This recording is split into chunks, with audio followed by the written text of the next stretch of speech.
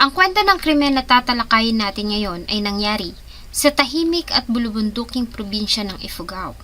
Ang nasabing lugar ay mayaman sa kanilang maberde at gininto ang mga pananim na palay. Iba't ibang uri ng mga gulay at malawak at malulusog pa na kagubatan. Dahil sa magandang klima at matabang lupain, karaniwang hanap buhay ng mga tao dito ay ang pagsasaka. Kaya dito mo matatagpuan ang mga sangasangang irigasyon kanal sa lugar na nagdadala ng tubig sa kanilang mga pananim. Subalit nakakalungkot isipin na ang nasabing mga irrigation canal ay ilang beses na ring tinapunan ng mga wala ng buhay na katawan ng ilang mga biktima ng krimen sa lalawigan. Isa na nga rito ay ang pagkakatagpo sa katawan ng ilang linggo na ring nawawala na estudyante na si May Hyacinth Getang Concepcion. Ika-21 ng Pebrero nang mapaulat na nawawala si May Hyacinth Getang Concepcion na estudyante ng Ifugao State University at Tubong Namnama Alfonso Lista, Ifugao. Makalipas ang higit 2 linggo, natagpuan si May Hyacinth wala ng buhay. Palutang-lutang sa irrigation canal na sakop ng Salinungan West, San Mateo, Isabela. Bago ko po ipagpatuloy ang ating kwento, sa mga bago po sa channel ko at nais sa mga ganitong klase ng kwento ng krimen na nangyayari sa loob at labas ng ating bansa ay maaari pong pakipindot ang ating subscribe button at notification bell para ma-notify kayo pag may mga bago tayong upload na videos. Ang irrigation canal na ito sa barangay Salinungan West, bayan ng San Mateo, Isabela, ay dinadaluyan ng malinis at malamig na tubig galing sa Magat Dam na dumadaloy papunta sa iba't ibang bahagi ng probinsya para mabigyan ng tubig ang mga magsasaka at maayos na mabigyan ng tubig ang kanilang mga pananim. Maliban dito ay malimit ding tambayan ito ng mga kabataan na naliligo sa tuwing maalinsangan ng panahon. Subalit noong March 11, 2025, ng bandang alas 9:40 ng umaga, ay isang kahina-hinalang bagay ang natagpuan ng mga residente na palutang-lutang sa irrigation. May kalakihan nito at mahaba na nakabalot sa sako, kaya naman ay naagaw nito ang kanilang atensyon. At dito nga nila nakumpirma na ito ay katawan ng tao. Kaya naman agad silang tumawag sa himpilan ng San Mateo PNP. Nang magtungo sila sa lugar ay nakumpirma nga nila na ito ay katawan ng isang tao. Nakabalot ang ulo nito ng sako at kumot naman sa kanyang katawan. Nakatali ang mga kamay nito at may nakatali ring piraso ng hollow block sa paa nito at kamay. Marahil ay itinali iyon para magsilbing pabigat para lumubog ang katawan. Subalit dahil sa malakas na agos ay nagkapira-piraso ang nasabing hollow blocks at lumutang ang katawan. Base sa lagay ng katawan ay tinatayang nasa 4 hanggang 5 araw na itong nakababad sa tubig. Dahilan para magsimula na itong lumobo at nasa decomposition stage na ang katawan. Nalaman din nila na ang biktima ay isang babae na nakasuot pa ng kulay asul na t-shirt na may logo at markings ng Institute of Computer Engineering ng Ifugao State University. Kaya naman una nang hinala ng San Mateo PNP na ang biktima ay maaaring itinapon lamang sa kanal mula sa karatig na bayan ng Ifugao at inanod lamang sa kanilang bayan. Ayon sa mga nakakitang residente, March 10, 2025 pa ng gabi, nang mapansin nilang palutang-lutang ang nasabing katawan. Dahil nga madilim sa lugar ay una na nilang inakala na baka isa lamang itong malaking troso na naagos mula sa bundok. Dahil nga may imburnal sa daraanan nito at may kalakihan, ay hindi na ito naanod at na-stuck na sa gilid ng irigasyon. Nang muli nila itong makita kinabukasan, ay saka sila nagduda at nakumpirma nga nila na ito ay katawan ng tao.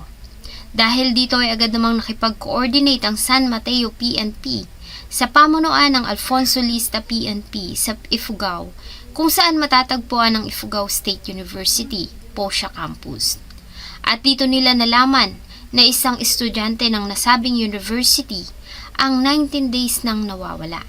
Agad nilang kinontak ang mga kamag-anak ng biktima na tumingin sa katawan at positibo nga nilang kinilala na ito na nga ang nawawalang 20 years old student, may asawa at residente ng barangay Namnama Alfonso Lista, Ifugao na si May Hyacinth Getang Concepcion.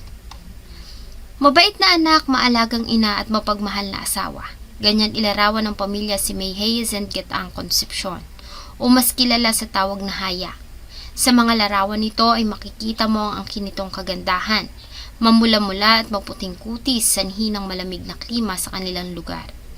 Mapupula nitong mga labi, maliit at matangos na ilong, bilog at makinang na mga mata at ang pantay at mapuputin tong ngipin. Ang pamilya nila Haya ay native na ng Ifugao. At tulad ng iba ay pagsasaka ang pangunahin din nilang pinagkukunan ng ikabubuhay. 8 silang magkakapatid at kahit na nga mahirap ang buhay, ay pinipilit ng kanilang mga magulang na matustusan ang kanilang pangangailangan at pag-aaral. Sa murang edad ay agad na pinasok ni Haya ang buhay may asawa at biniyayaan ng isang anak na babae. Ganon pa man sa suporta ng kanyang kabiyak at mga magulang ay ipinagpatuloy niya pa rin ang pag-aaral. Mataas ang pangarap nito sa buhay hindi lamang para sa sarili at sa binuong pamilya kundi para na rin makatulong sa mga magulang at 7 niya pang mga kapatid. Kaya naman pinagpatuloy nito ang pag-aaral at kumuha ng Bachelor of Science in Computer Engineering sa Ifugao State University. Sa tuwing may klase, iniiwan niya ang anak sa mga magulang dahil sa nagtatrabaho ang kanyang asawa. Ayon sa report noong February 20, 2025 ng umaga, araw ng Huwebes, ay nagpaalam si Haya sa ina na pupunta ng school. Mula sa kanilang bahay ay pumapasok siya sakay ng kanyang motorsiklo. Pagsapit ng alas 12:36 ng tanghali, ay nakausap pa ito ng kanyang asawa sa video call, habang nasa lunch break ito. Ayon sa kanya ay masaya pa silang nagkwentuhan at nagkulitan, hanggang sa magpaalam na siya dahil magsisimula na muli ang kanyang trabaho. Si Haya naman ay muli nang bumalik sa kanyang klase. That day po, February 20 po, sabi naman po ni Mama, nagpaalam na pupuntang school po, sir. February 20, 12:36 po, nakausap ko pa po siya sa via video call po, messenger. Casual lang naman po, sir, na kamustahan lang, and then gusto lang makipagkulitan, sir, yung misis ko po. Tinatawanan nga po ako, sir, kasi nasa food court po ako that time, kumakain po ng lunch. Ito na ang huling beses na nakausap niya ang asawa dahil sa pagsapit ng gabi ay hindi na ito umuwi ng kanilang bahay. Bagay na ni minsan ay hindi nito ginawa. Ayon sa kanyang asawa, may mga pagkakataon nito na inaabot ng gabi sa pag-uwi dahil sa may mga araw na umaabot ng alas 6 ng hapon ang kanilang klase. Pero nagpapaalam naman ito sa kanya at sinasabi kung anong oras ito makakauwi. Pag pumunta ng school, uwi at uwi naman po yun, sir. Based sa kanyang schedule po ng pag-uwi, sir. Pag nagagabi siya, nagsasabi naman siya, sir, pag yung klase niya ay sumabot po ng 6. Sa paglalim ng gabi, lalo nang ang binalot ng pangamba ang pamilya. At mas lalo pa silang kinabahan nang hindi na nila makontak si Haya sa kanyang cellphone at maging sa kanyang mga social media accounts. Kinontak na rin nila ang mga kaibigan at mga kaeskwela nito, subalit walang nakakaalam kung nasaan si Haya. Kinabukasan, February 21, 2025, nang bigo pa rin na matagpuan si Haya ay nagdesisyon na ang pamilya na i-report ito sa pamunuan ng pulis ng Alfonso Lista, na agad din namang nagsagawa ng investigasyon at tumulong sa paghahanap. Sa ginawa nilang investigasyon ay napag-alaman nila na nagkaroon ng hindi pagkakaunawa ng mag-asawa bago ito mawala. Kung pumunta sila ho dito ng umaga ng February 21, 2025, doon po kami kasi nagtanda ng investigation kasi po limited po kasi yung binigay nilang information kung bakit hindi po umuwi yung asawa niya. Then I instructed yung investigator ko, balikan nyo nga, yung conduct investigation dyan, alamin natin kung ano ba yung dahilan at ano pang ibang dahilan na hindi umuwi yung itong victim, sir. At doon po namin nalaman, sir, na with due respect ho sa family, doon po nalaman sa investigasyon ho natin, may lumalabas po na meron ho silang hindi nagkaintindihan sa kanyang asawa.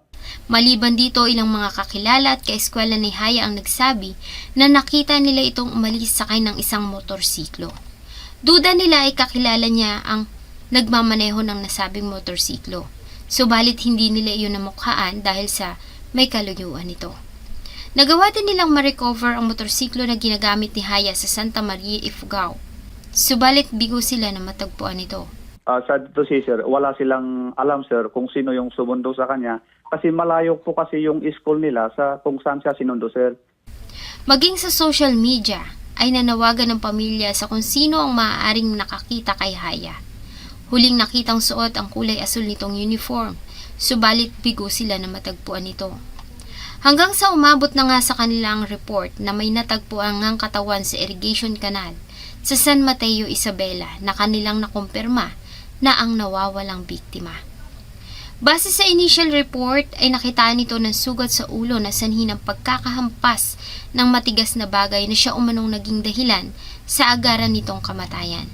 Sa huling panayam ni Senator Raffy Tulfo ng Raffy Tulfo in Action sa pamunuan ng Alfonso PNP, sinabi nila na sa ngayon ay mayroon umano silang 2 persons of interest.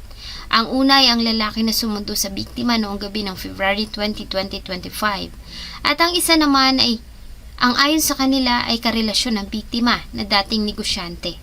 Ayon sa kanila ay nakapanayam na nila ang POIs. Subalit tumanggi ito na magbigay ng pahayag at sa halip ay sinabing makipag-usap na lamang sa kanyang abogado. Sa kasalukuyan ay wala pa ring linaw na inilalabas ang PNP sa kaso ng pagkamatay ni Haya, bagay na lalo pangang dinaramdam ng pamilya.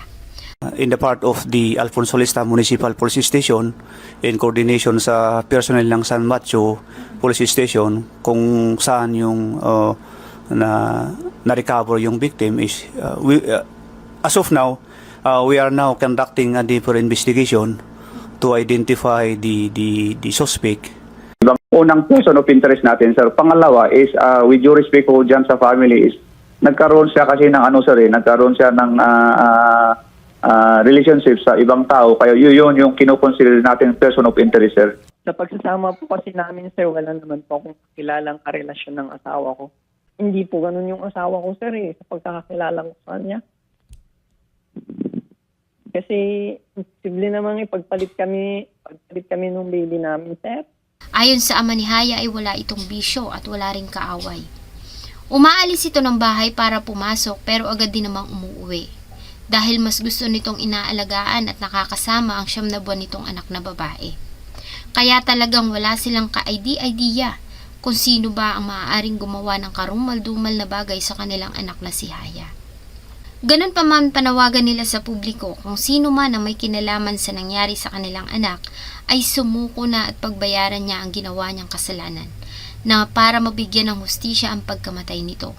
Nangako naman ang pamunuan ng Alfonso PNP na gagawin nila ang lahat para sa ikalilinaw ng kaso at mapanagot ang may sala. Malayo pa sanang mararating ni Haya. Maaga ding naulila sa ina ang 9 na buwan niyang anak. Kung ano man ang nangyari kay Haya noong February 20, 2025, naway magkaroon na ng linaw ang kaso at mabigyan na ng hustisya ang kanyang sinapit. Sa kaniyang huling post sa social media ay ibinahagi niya pa ang mga tips kapag nakakaramdam ng panganib. Sino namang mag-aakala na siya mismo ay magiging biktima ng parehong pangyayari.